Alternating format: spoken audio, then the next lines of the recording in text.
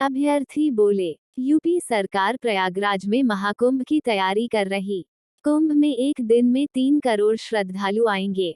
सरकार पूरी व्यवस्था करेगी, सुरक्षा देगी और श्रद्धालुओं को वापस घर पहुंचाने में भी मदद करेगी। अगर वह 3 करोड़ श्रद्धालुओं की व्यवस्था कर सकते हैं तो फिर पूरे राज्य में एक साथ 10 लाख युवाओं परीक्षा नहीं करवा सकते।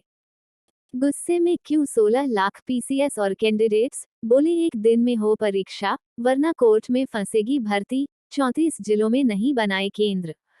हम एक शिफ्ट में 1 डे परीक्षा चाहते हैं। पीसीएस की परीक्षा कोई सिपाही भर्ती परीक्षा नहीं है सर। यहाँ प्रशासक नियुक्त होकर के जाते हैं। यहाँ पे नॉर्मलाइजेशन का कोई क्राइटेरिया नहीं है। हम यूपी पीसीएस का एग्जाम देने जा रहे हैं। ये यूपी पुलिस भर्ती का एग्जाम नहीं। यहाँ से प्रशासक चुने जाएंगे, ये कहना है यूपी पीएससी और आरओ भर्ती के अभ्यर्थियों का। आज प्रयागराज में लोक सेवा आयोग के दरवाजे पर जमकर प्रदर्शन हुआ, जमकर धक्का मुक्की हुई और तो और लाठियां भी भांजी गई। लेकिन सवाल उठता है क्यों? तो आइए जानते हैं इस वीडियो में आज के इस प्रदर्शन की बड़ी बातें। नमस्कार, मैं गौरव कुमार पांडे हाजिर हूं यूपी तक पर। तो आइए सबसे पहले शुरू करते हैं बेसिक बातों से। दरअसल लोक सेवा आयोग की ओर से यूपी पीसीएस और फरवरी में हुए आरओ पेपर लीक के बाद री एग्जाम की तारीखों का ऐलान हुआ। अब आरओ का एग्जाम 2 दिन में पूरा होना है। पहली और दूसरी शिफ्ट 22 दिसंबर को, तीसरी शिफ्ट जो है वो 23 दिसंबर को होगी। वहीं दूसरी ओर उत्तर प्रदेश लोक सेवा आयोग यूपी पीएससी प्री का एग्जाम 7 और 8 दिसंबर को कंडक्ट होगा। अब क्योंकि ये एग्जाम 2 दिन में होंगे, इसीलिए अभ्यर्थियों ने इसका विरोध करना शुरू किया। उनका कहना है कि ये एग्जाम यूपी पीसीएस का भैया, पुलिस भर्ती का नहीं। 1 साल से कोई परीक्षा नहीं हुई। परीक्षा की डेट बदलती गई। बार बार नॉर्मलाइजेशन वाला खेल खेला जा रहा है। नॉर्मलाइजेशन हम लोगों को कतई स्वीकार नहीं है। हम एक शिफ्ट में 1 डे परीक्षा चाहते हैं। पीसीएस की परीक्षा कोई सिपाही भर्ती परीक्षा नहीं है सर।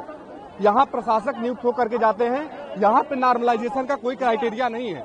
तो हम चाहते हैं हमारा एग्जाम एक दिन में एक शिफ्ट में कराया जाए और ट्रांसपेरेंट तरीके से कराया जाए। अब यहां आपने बार बार सुना नॉर्मलाइजेशन। क्या होता है नॉर्मलाइजेशन? दरअसल ये एक फॉर्मूला है जिसके मुताबिक किसी उम्मीदवार का प्रतिशत स्कोर जानने के लिए उसके द्वारा किए गए अंकों के बराबर या उससे कम अंक हासिल करने वाले सभी उम्मीदवारों की संख्या और उस शिफ्ट में उपस्थित कुल उम्मीदवारों की कुल संख्या के भागफल को 100 से गुणा करना होगा। इसको और आसानी से समझ लेते हैं। मान लीजिए ए शिफ्ट के किसी उम्मीदवार ने बी अंक हासिल किए। इस शिफ्ट में कुल डी उम्मीदवारों ने एग्जाम दिया। अब तब उस उम्मीदवार का परसेंटाइल स्कोर जानने के लिए पहले बी के बराबर या उससे कम मार्क्स हासिल करने वाले उम्मीदवारों की कुल संख्या को डी यानी उस शिफ्ट में उपस्थित कुल उम्मीदवारों की संख्या से डिवाइड करना होगा। अब भागफल में 100 से गुणा करने पर उम्मीदवार का परसेंटाइल स्कोर मिल जाएगा। लेकिन इसकी जरूरत क्यों इस एग्जाम में? आइए इस पर अभ्यर्थी क्या कहते हैं वो जान लेते हैं। इन्होंने 2 रूल आयोग ने जो नियम लिख करके दिया है, आयोग ने जो फार्मूला लिख करके दिया है जो कि परसेंटाइल का है, वहीं पर भेदभाव हो रहा है कि अगर आप कोई भी एग्जाम 2 या 2 से ज्यादा शिफ्ट में करा रहे हैं और अगर उसके 2 या 2 से ज्यादा प्रश्न पत्र बन रहे हैं तो वहीं पर नॉर्मलाइजेशन की जरूरत पड़ती है।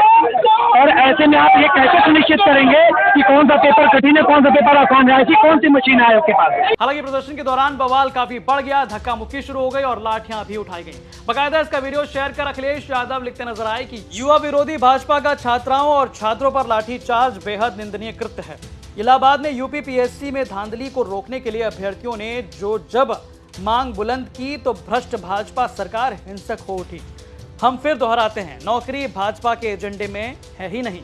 हम युवाओं के साथ हैं। युवा कहे आज का, नहीं चाहिए भाजपा। बस इतना ही नहीं, अखिलेश यादव फिर कुंदरकी की जनसभा में संबोधित करते हुए कहते नजर आए, ये जो लाठी आप चला रहे हो, ये जैसी सेवा आप कर रहे हो वैसी सेवा आपको भी कभी कभी मिलेगी। अभी इलाहाबाद में सुना है लाठी चल रही है वहां पर। यूपी पीएससी वाले नौजवान छात्र अपनी मांग को लेकर के गए, उनको लाठी मार दी। लाठी मार करके दबाना चाहते हैं और इसलिए दबाना चाहते हैं, इनके पास कोई नहीं बचा। अधिकारियों के अलावा कोई इनके पास नहीं है। जनता तो है ही नहीं। और अगर जनता इनके साथ होती तो क्या बताओ, बीजेपी के नेता को अपनी वेशभूषा बदलनी पड़ती क्या?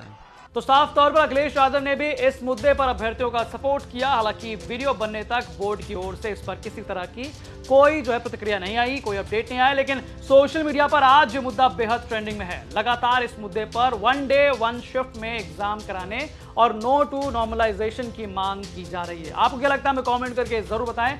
बाकी तमाम ऐसी खबरों के लिए आप देखते रहिए यूपी तक। धन्यवाद।